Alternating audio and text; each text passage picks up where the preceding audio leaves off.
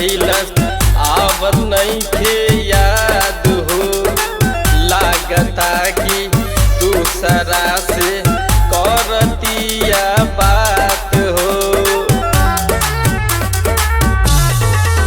प्यार कही कही हमारा के धोखा देले बा। हम जानतानी दूसरा के मौका देले बा। नाही जान पैनी बिया के लाड़ छवड़ी। दिल तोड़ी के बोले ले आज सवरी। धोखेबाज छवड़ी धोखेबाज छवड़ी। बेवफाई के पेन्हल बताज छवड़ी।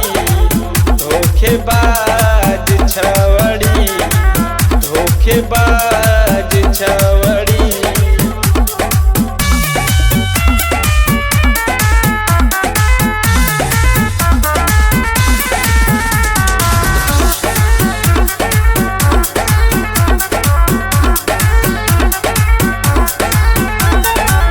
लभरो कर हमारा से जहिया भेटा जाई।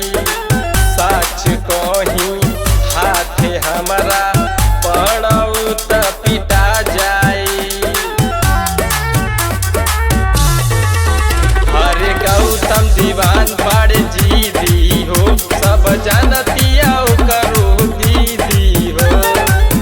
टीटीआर के बाटे नहीं लाज छवड़ी।